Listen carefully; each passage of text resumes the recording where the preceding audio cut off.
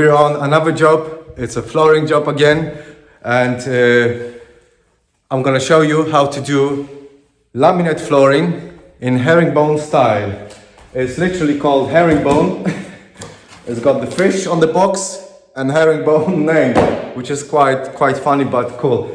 And flooring jobs, herringbone style is so popular now. It's one of the most requested jobs I do now, and I love doing it. So I really don't mind. I say bring it all up, bring it on, bring more flooring jobs, and and there are normally. I remember herringbone style was normally with solid oak floors, even back in the day. Now they do even laminate with that herringbone style, and I think the laminate also looks great. And yeah, and there are some good quality floors that don't scratch anymore. It's not the same as 10-15 years ago where laminate was just crap, you know, flooring. Now there are some tough, good quality looking floors. But laminate flooring, this particular brand, Kronotex, is they do, the way it works is on both two types of boards. There's board A and B, so they have different joints, and you have to overlap them, A, B, and here are the instructions. And it shows you all the way how to do it. If you're doing it first time, follow the instructions. I don't follow the instruction because I've done it so many times. I've come up with my way of doing it, which is not like it says here, start from triangles, which is here. Sorry. Which is, let me show you. It shows here, start from triangles, and then start doing the whole rows on a full width of the room, and then all of them you're going in. So that's not what I do. I do full boards, you know, and I'm gonna do double row into the kitchen unit, which is here. So all the way up, and then I'll continue another double row, A and B, another V-shaped row, and then I'll do all the cuts with missing triangles here, you know, and also triangle in the middle, in the corner, and in between the rows. So this is how I do it. And also important thing is we have a joint dining room, living room with the kitchen units. And the first step as well obviously was preparing and doing underlay. But let me show you, because it's a funny underlay. Funny but very, very smart. It's the first time I'm using it. It's silver on one side, but this is made out of old tires. It's recycled from an old tire, which is very clever, very clever. Because you wonder what happens with old tires, you know, they're in the landfill. Now they're doing it underlay for the houses, which is a brilliant idea. I like that, very clever. But here it is with kitchens as well.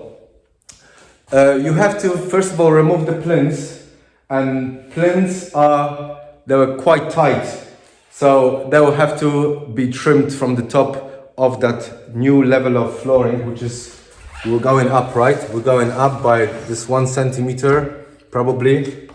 That's 8 mil plus underlay 3.5, so that's 11.5. So we're going up.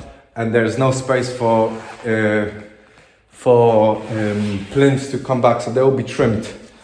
And also, here's the challenge.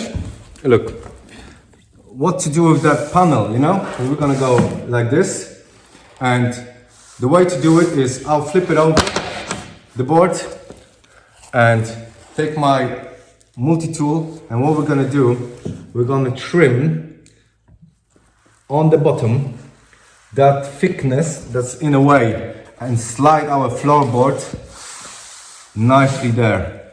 And this is what that's what needs to happen, because normally I try to trim it from the top, But there's no like end panel. This is the whole unit, and we cannot dismantle whole unit. So if there was another panel, like end panel, you would take that panel, trim from the top, and have original edge on the bottom. But we can't do it here because this is a full unit, which means we cannot dismantle, and we have to trim it from the bottom, put silicone, waterproof it, and slide that floor underneath. And that's the professional way. And yeah, so there's some preps as well, the staircase and handrail. I removed that little trim here because we want our floor to be obviously with herringbone style, not like this right now, it'll be like this. But we want to be nicely to the spindles, and then we're going to trim that beading that I took off and put it on the top. Or we're going to do scotia beading. We'll see what works best.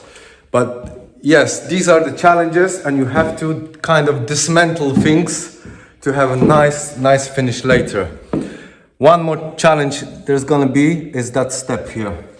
So there's a staircase here. Look, there's a staircase going down, and we have that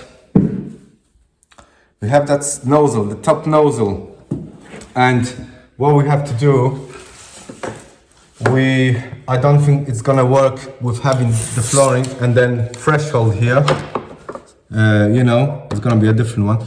So we're gonna have to trim that nozzle that sticks out and get different nozzle like this and install it here. And then the floor will have to be done to the front, and then the nozzle will be like this. Sorry, you see? That's the way to do it, and we're gonna have to remove this nozzle because it sticks too much here. So here are the challenges to do flooring correctly. And yes, one more thing about the A and B floors is I spread them into A part group, and B I've opened like 5 boxes.